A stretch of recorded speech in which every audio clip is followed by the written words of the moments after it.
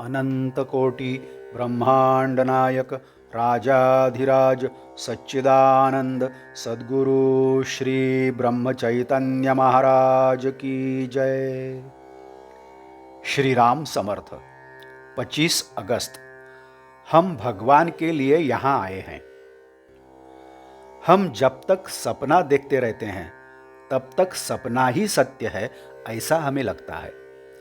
उसी प्रकार जब तक भगवान का सत्यत्व हमें ठीक नहीं समझता तब तक इस समस्त मिथ्या जगत को हम भ्रम से सत्य ही माना करते हैं। जो सदा बना रहता है वही यथार्थ सत्य है। हम रास्ता भूल गए हैं, इतना भी समझ में आ गया तो भी सत्य की ओर जा पाते हैं। मन को विषय में लगाने पर समाधान का अनुभव नहीं होगा। हमारा समाधान जहां भंग होता है वह रास्ता जरूर गलत होता है। चींटा जैसे गुड़ की डली से चिपक जाता है, चाहे गर्दन टूट जाए पर वह डली को छोड़ता नहीं, वैसे ही मनुष्य विषय को छोड़ते नहीं। इसे क्या करें? जो अनुभव से सच्चे समझदार होते हैं वे ही विषय सुख का त्याग करते हैं, और जिनकी यह विषयासक्ति छूट गई उन्हीं को वह यानी विषय मिथ्या है ऐसा अनुभव होता है। हमारा समाधान क्यों भंग होता है? इसलिए कि हमें लगता है कि जो अभी हमारे पास है उसके बदले कुछ और भी हो। जो वस्तु जहां रखी है उस जगह को छोड़कर हम उसे चाहे तीनों लोक में खोजने का प्रयत्न करें, वह हमें नहीं मिलेगी। उसी प्रकार जिस वस्तु में संतोष है ही नहीं, उसमें हम उसे कितना ही ढूंढें वह हमें नहीं मिलेगी। संतोष केवल भगवान के चरणों में ही है।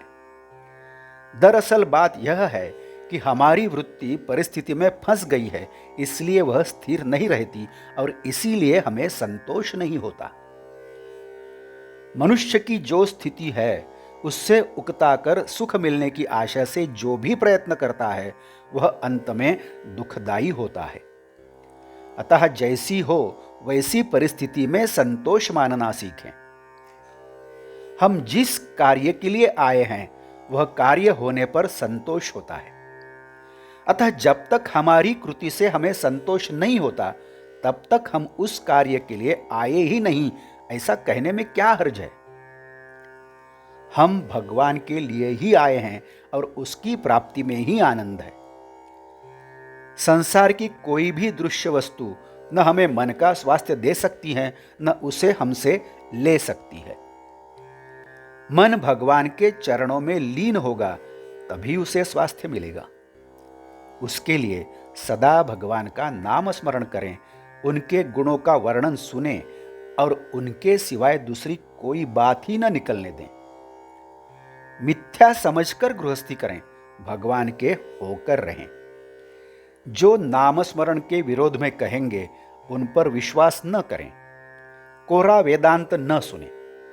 प्रत्येक नाम लेते समय भगवान का स्मरण होता है, अतः नाम ही को सर्वस्व समझें।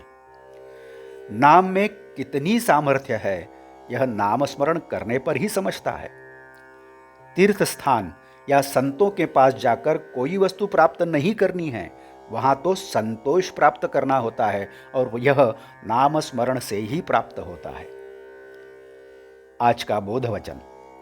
गृहस्थी का अनुभव कष्टदायक है लेकिन भगवान का अनुभव आनंदमय है। जानकी जीवन स्मरण जय जय राम। नमस्कार। यदि आप इस चैनल के लिए नए हैं तो कृपया सब्सक्राइब करिए। इस चैनल ने अभी तक आपको सब्सक्राइब नहीं किया है तो आप भी सब्सक्राइब करिए। इस चैनल को लाइक करिए, शेयर करिए, कमेंट्स दें, बेल आइकन दबाना मत भूलिए। धन्यवाद।